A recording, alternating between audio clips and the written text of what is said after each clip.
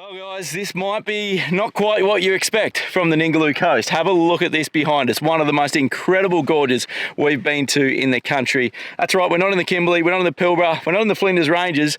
We're here just outside of Exmouth. Can you believe it? Can't wait to show you this and heaps more in this episode. This is just a stunning region. Thank you so much to everyone who watches the ads on our YouTube channel. 10% of all our revenue from YouTube goes towards charity. This month we're donating it to the Royal Flying Doctors. Thank you so much for taking the time to watch the ads, and leave us a comment and subscribe. Let us know, have you been to Exmouth and are you planning a trip here? Because if you haven't, let us know after you finish watching this. Because if you're still not after that, I would be very surprised. One of the most amazing regions in the country, the underwater world, the range, everything in between. There's a lot to jam in here. Let's see how we go. If you don't put Exmouth on your list after watching this episode, you may as well just abandon our channel. We've got nothing for you. Let's put you out of your misery and let's go and have a look at what we got up to during our stay here around the Exmouth Gulf. It's just amazing. Let's do it. The sun has finally decided to grace us with its presence. We've had a few wet and cloudy days over the last little while, and we are so keen to get out and explore. Today we're off to Turquoise Bay, which is one of the best beaches in the world. It's always on that list. Oh, how are you feeling about getting out of the caravan, Duh? Yeah, it's good to get out and see the sunshine. There's a few really good snorkeling spots all along this coast, and yeah, Turquoise Bay is by far one of the most famous ones. Yeah, keen to just get out of the van. So one of the things that we absolutely love about Osprey Bay Campground is actually its proximity to all the amazing stuff that's in Cape Range National Park. So from this campground, you're about no more than half an hour from Yardie Creek, Mesa, Turquoise Bay, Oyster Stacks, and a heap of the other little smaller campgrounds that have some really good snorkel spots as well. So as we said, Turquoise Bay, pretty famous, also means very popular, gets very, very busy. Just like today, it's a midweek at the moment, outside school holidays, and she's jam-packed. So it's just part and parcel of going somewhere that's popular, I suppose. This is actually the third or the fourth time we've been to Turquoise Bay over the years, and I've never actually done the drift dive that it's famous for, or the drift snorkel. So that's going to be today's mission, is to actually go and do this drift snorkel and see what all the hype's about. Apparently, someone told us it's in the top 3 snorkel areas in the world or something. I don't know who voted for that, but we'll go and see if it deserves that status. If we can find a park. Just 63 kilometres from Exmouth, Turquoise Bay's picture-perfect postcard scenery and incredible marine diversity means tourists flock here like seagulls on a chip. But there's a reason we all flock here. Despite its popularity, we'd highly recommend you go and check out Turquoise Bay. Despite the crowds, it is a huge snorkeling area, so it isn't too hard to find your own special little spot. Now, apart from being such a stunning location, it is such a cracking spot to go snorkeling because it's so accessible to people of all abilities and all ages. It's really easy to access the water and get out, and most of the coral is in really shallow water. But don't be afraid to go for a good explore. The further out you head, the better it gets, and there's some really good little areas that get right away from the crowds and have your own little section of the reef to explore. Turquoise Bay is famous for its world-renowned drift snorkel. You can float with the current along the shoreline like nature's very own lazy river over stunning coral reefs. Jump out and do it over again and again and again.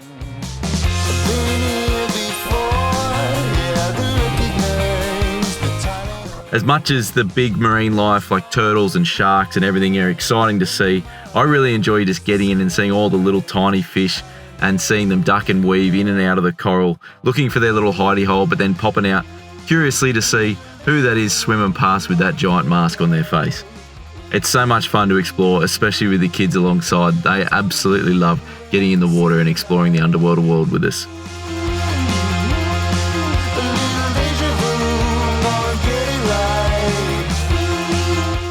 Turquoise Bay is smack bang in the middle of the World Heritage listed Ningaloo Marine Park. This underwater wonderland is home to over 500 species of fish and 300 varieties of coral, and it is one of the most biodiverse marine spots on Earth. Each year, 8 to 9 days after the full moon in March, a spectacular event occurs on the Ningaloo reef. Just after dark, many species of coral release millions of sperm and eggs into the water. This mass coral spawning increases the reef's chance of survival.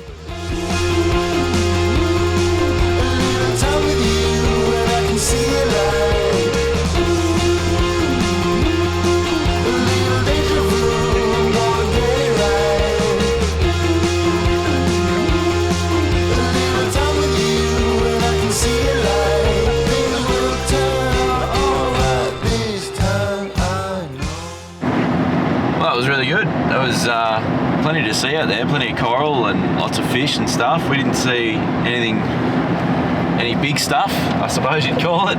People we were with said they saw some sharks and some turtles and stuff, which is pretty cool. You can definitely see you probably needed a bit more water than when we were there. The tide was getting pretty low. But yeah, it'd be good, a bit better viz and a bit more water over it and a bit more current would have been good. It wasn't much of a drift off while we were there. But yeah, definitely one of the better snorkeling spots around, that's for sure. Yeah, and a beautiful beach, nice spot to hang out. Back to camp now. I think it's going to be a super easy dinner, and then into bed, and then wake up tomorrow and go and do something cool again. We'll see you then. Okay, you got it? What is it? Those ones? Oh dear. James has had a buster on his bike. It was going to happen eventually. I'm surprised it hasn't happened sooner, to be honest. I'm just going to clean your knee a little bit. Because you hit down too hard. Too hard? No, it stays on there. That was such a good day.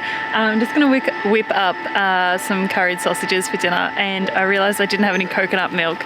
So I just used, again, the old powdered milk. So I put 3 super heaped tablespoons in with like maybe 250 mils of water.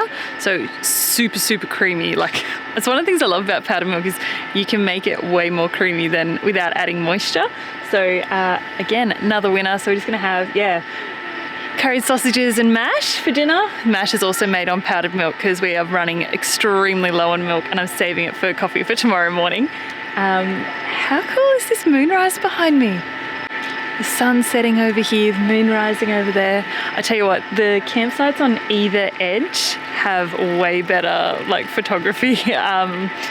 They're way better for photography because we've got other people's like campsites all around us. So you're not going to get those epic shots, but you know, we still get to enjoy that view. But that's my hot tip. If you are booking campsite, get one on the outer edge for the photography. Oh, so good. You ready for curried sausages, buddy? Yeah. Yeah, nice. The boys have just been out, or the boys and Abby actually, have just been out jumping their bikes on their jigsaw jump, and poor Jamesy was just riding in a straight line, not even on the jigsaw jump, and absolutely stacked it. Took a heap of skin off his elbow, his ribs and his foot. Oh, just, it's always something with our boys, isn't it? When you're traveling on the road, there is a high frequency of minor injuries.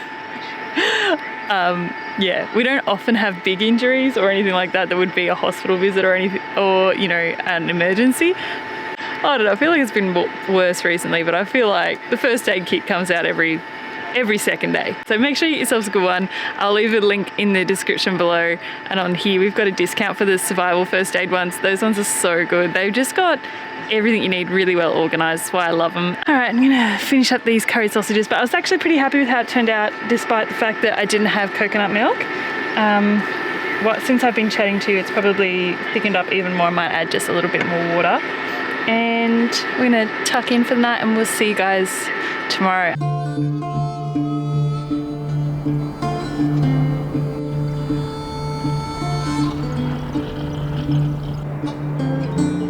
All right, here we are, Osprey. Probably one of the most popular and most difficult to book campsites in Australia. It's extremely popular, but for good reason, we reckon, and it's kind of a bit of a special one for us, Osprey. We were here a couple of years ago, And it became a whole lot of the trip, not just for us, but for Harrison in particular. So if you haven't watched back our old catalogue, we taught Harrison how to snorkel in Karajini, and then knowing that we were coming to the Ningaloo coast, we really wanted to take him out snorkeling. And then he had his first ocean snorkel just off the shore here at Osprey, just from the campground, and he got to pat a turtle. And we've heard that story, or Harrison has told that story about how he patted this turtle at Osprey for the last 2.5 years, I reckon, to pretty much everyone he meets. And in particular, this little guy. And James has since been, just frothing. It's all he's wanted to do is get back. Can we go back to where Harrison patted the turtle? I want to pat a turtle. I want to pat a turtle. I'm like, righto. Yeah. Let's make it happen. Yeah, and I mean, it's a special place, I think, in general, because you've got this contrast between the reef and turtles and all the underwater world, and just this stunning turquoise water, beautiful beaches, and really, really accessible snorkeling, particularly if you've got kids or if you're relatively new to snorkeling.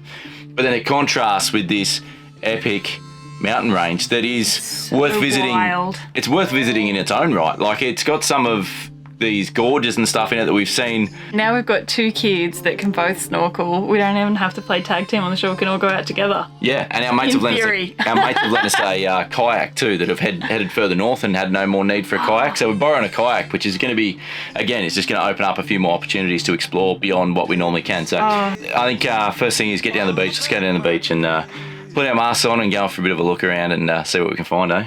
Let's do it. Let's go.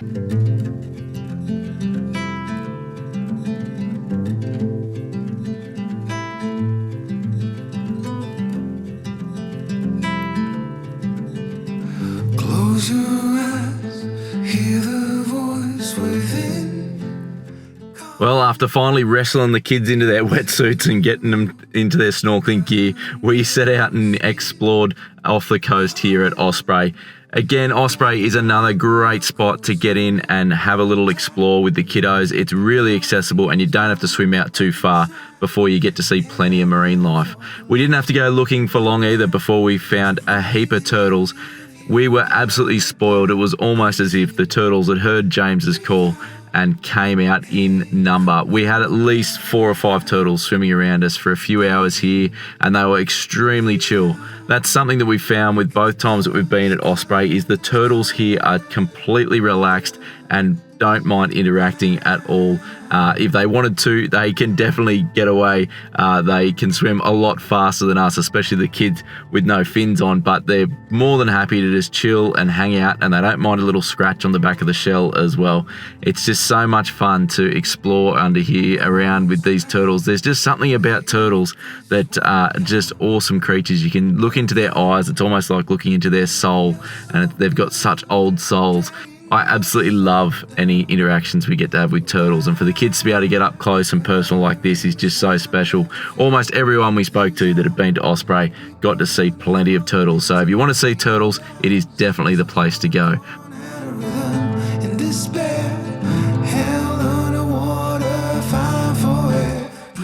But there's plenty else to see here as well. There's a heap of fish here.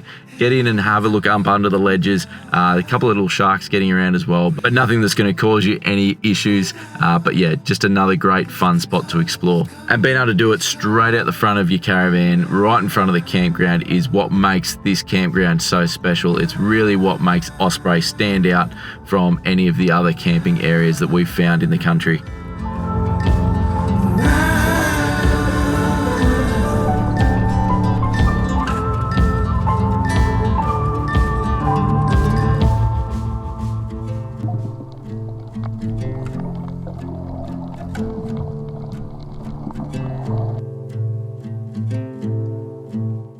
If you see us on the road and ask James, where's your favourite spot, we have absolutely no doubt that this moment here will be the story that he tells you. And I tell you what, as a parent being with our kids as they experience this and watching their eyes light up and the boys literally do happy dances in the water, would probably be ours too.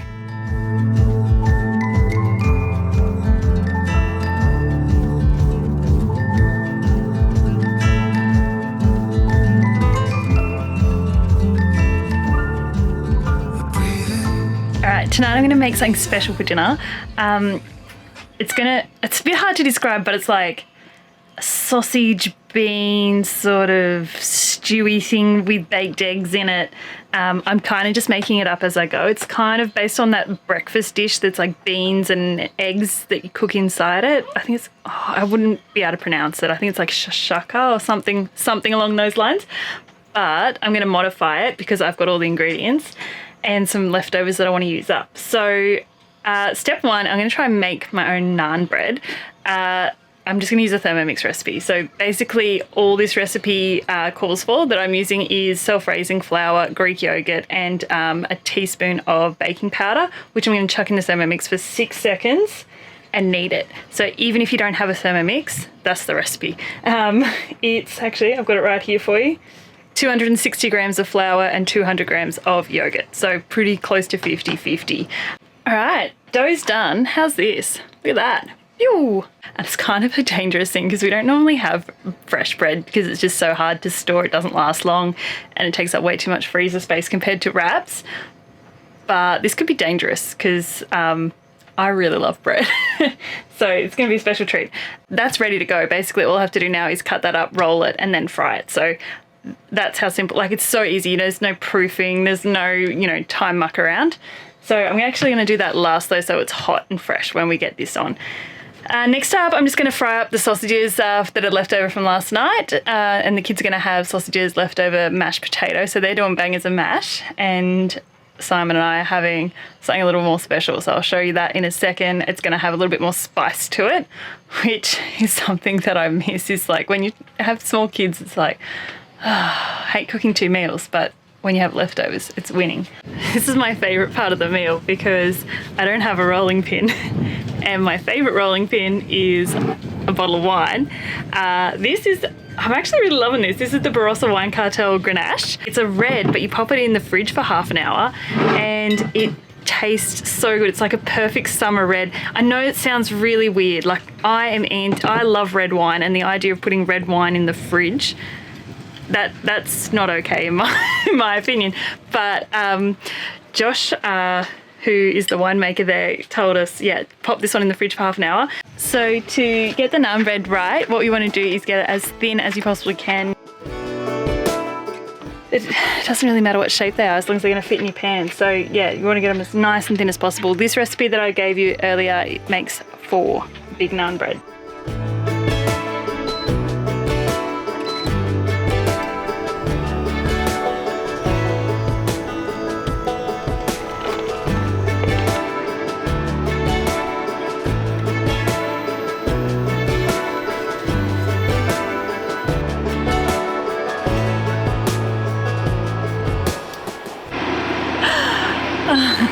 I may have got just a little bit distracted with this one. Oops. Alright, that can be Simon's. It'll still taste good, I think. Okay, so now I'm going to make the bean tomatoey sauce mix. So what I've got is a can of diced tomatoes, which I'm just going to pop in. Get that warming. So chuck that in.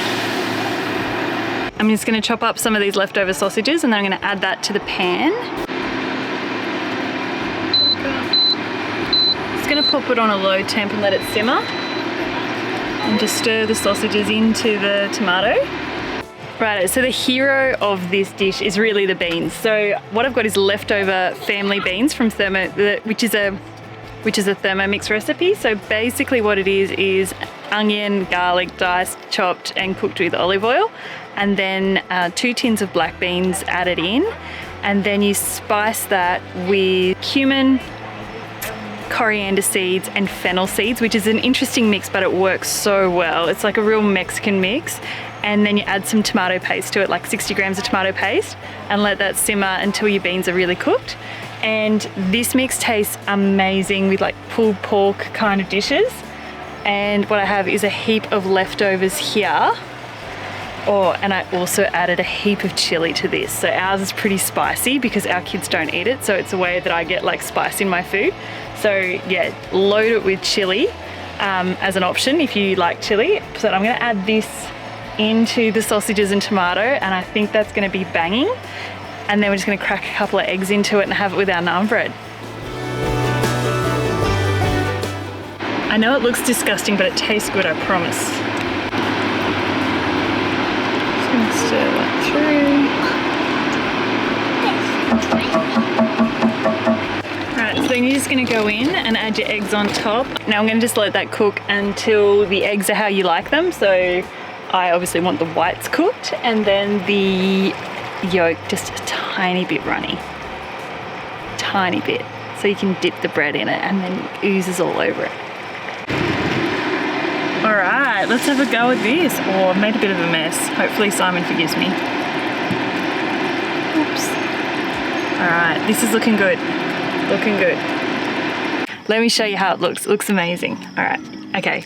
When I say amazing, it actually looks like a dog's breakfast, but it tastes good. All right, let's plate this up.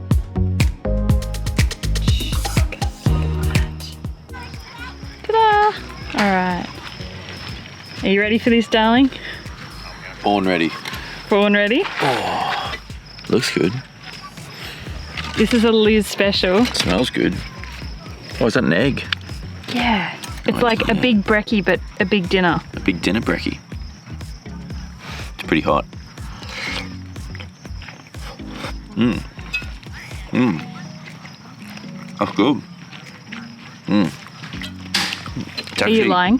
No, I'm not. I'm just thinking though, it's actually a little bit chilly tonight, so as in cold, not chilly. It's a bit cool tonight, so perfect dinner. It's good. Good one for our last night in Ningaloo, eh? Bit sad to be leaving, but got some cool stuff planned, so it's not all sad. Mixed feelings. Had a cracking snorkel today. I took the kayak out to one of the mooring balls that are out here off the coast that are set up there for kayakers, so you can kayak out there and tie your kayak up and go for a swim or go for a snorkel. It was a really cool fun, just by myself and a bit of alone time, but also, yeah, it was great viz. Not a heap of big stuff, but a heap of really cool fish and just some really cool underwater structures. Like, yeah, I don't know. And the viz was good for a while. Went cloudy for a bit, but then it came back, so yeah, I spent a couple of hours out there today. That was pretty good, and then came back and hung out with the kids.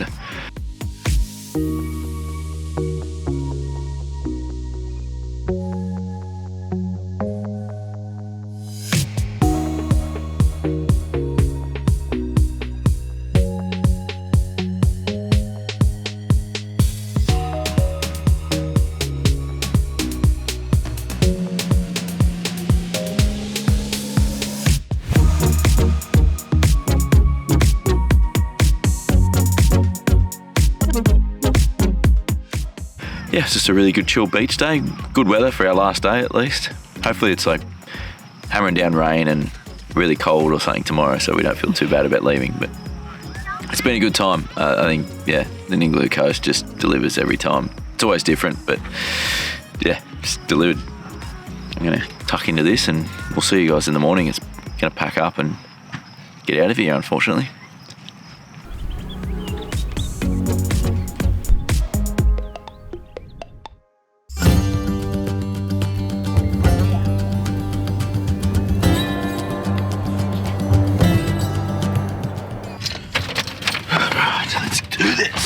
Playing today, Dal?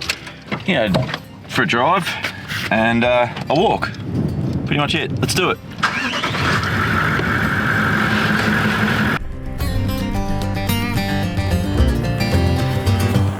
The mission was to head out to Charles Knife Canyon on the other side of Cape Range National Park over near the Exmouth Gulf. It's only a few k's out of Exmouth and we've driven past the sign a number of times, and it's been one of those ones we've always said we should go up there and explore, and well, we were right.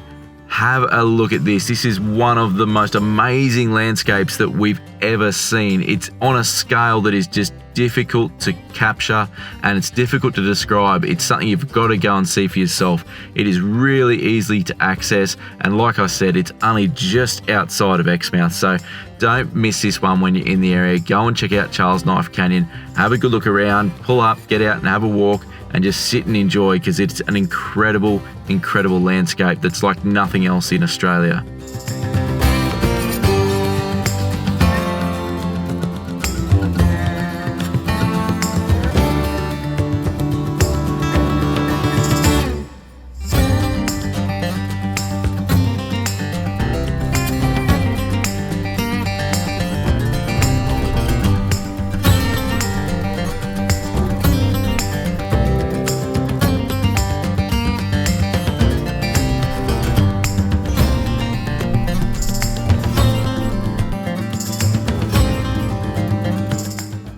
So we're just up on the top of Cape Range National Park here, just come up to the top of Charles Knife Canyon, and this whole region, I guess, was opened up, or these tracks were put in up here up on the range for oil exploration, like a lot of regions in Australia. We went looking for oil in lots of places. Now Cape Range, where we are here, they drilled 4 oil wells up here and found absolutely nothing. This one in particular, where we're at now, which is known as Cape Range number 2, they drilled to over 4,600 meters down and found absolutely nothing. So that's a lot of effort. That was back in the 50s as well, so I can only imagine what the technology was like back in the 1950s. Southeast of here, they did eventually find oil and got some flowing oil, so it probably all paid off in the long run. But yeah, it's just hard to imagine being up here in the 50s. It would have been very remote back then. I mean, it's remote now. And yeah, to spend that much time drilling down, I don't know how long that takes to drill that far down, but I can't imagine it's quick. And to do it all for nothing, crazy. So it's been capped off ever since. And yeah, if you're heading up on to Cape Range, you can come and check it out. There's not much here to see, but I'll tell you what, the drive up here, Charles Knife Canyon, whoa, mind blown. It's just, yeah, we haven't explored North America and around Utah and Grand Canyon and things like that, but I'll tell you what, that's what it reminds us of, pictures we've seen of that. It's incredible, and it's almost to a scale that's difficult to comprehend.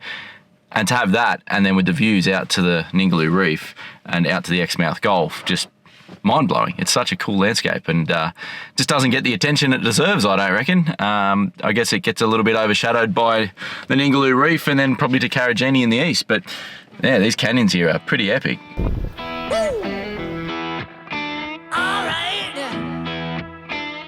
Well, it was time to make our way back down out of Charles Knife Canyon and back out to the main road, but not too far up the road, heading back towards Exmouth, is another canyon that we'd been meaning to explore, Shothole Canyon. We'd heard really good things about Shothole Canyon and were keen to get in and explore it for ourselves, but nothing could have prepared us for this incredible drive.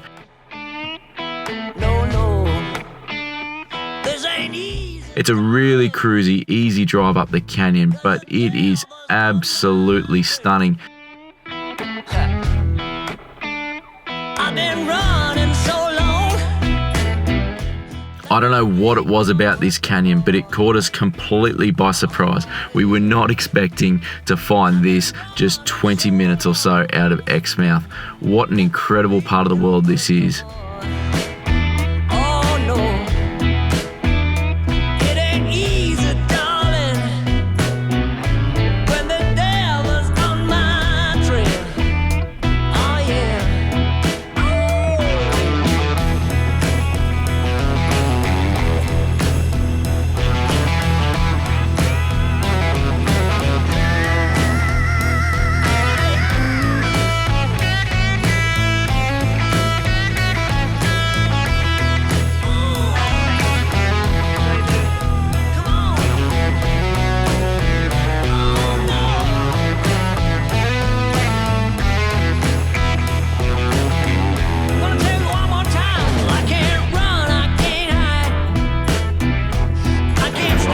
Your safety is your responsibility. Your safety is your responsibility, darling. Copy that. It was me starting someone else who's going to be responsible for it. I can't stand no more. Oh no. 'Cause when the devil's out to get you, you better pray and run slow. Oh, I'm gonna tell you one more time, baby. When the devil's out to get you, you better pray and run slow. Oh no.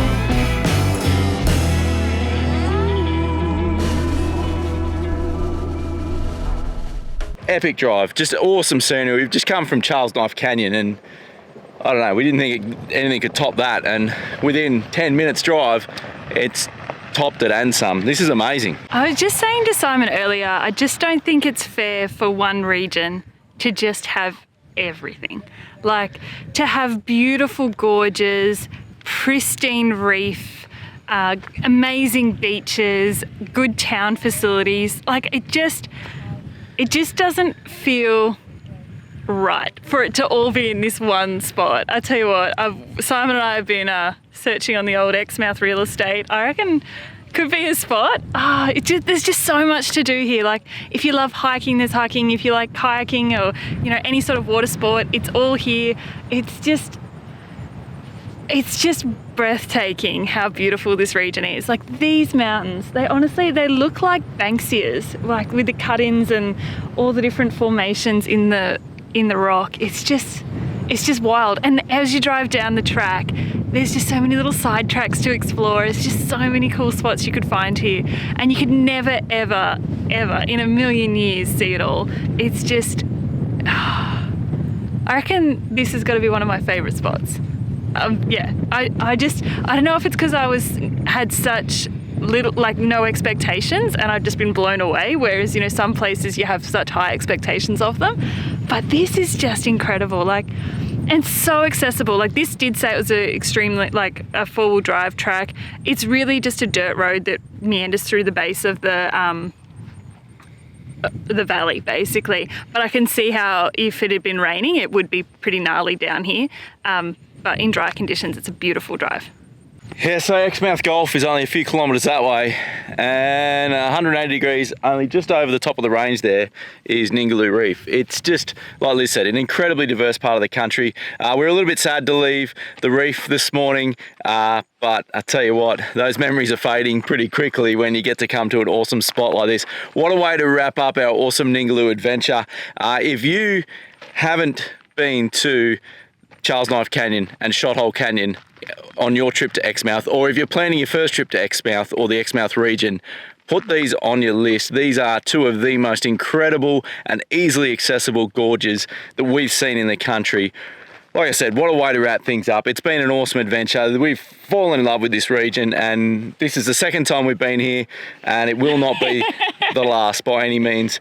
Yeah, we can't wait to come back, but we've got even more to go and explore. Can't wait for all that. Anyway, that's coming up in future episodes. The Pilbara's calling. The Pilbara's calling. If you want to see all that, don't forget to subscribe to the channel so that you don't miss any of those videos, and support this content so it remains free for you. And yeah, that'll do us. We're going to get out of here. It's time to head east, which is weird to say out loud. It's been a long time since we've done that. We'll see you guys though somewhere next Sunday. See you next Sunday, guys. Well, the sun has finally decided to grace itself without the... Oh, I'm going to start again. All right. The sun has finally decided to grace its... The sun has... Today we are off to oyster stacks. No, we're not. There we go. I said at that time with my eyes looking at the camera, not at myself.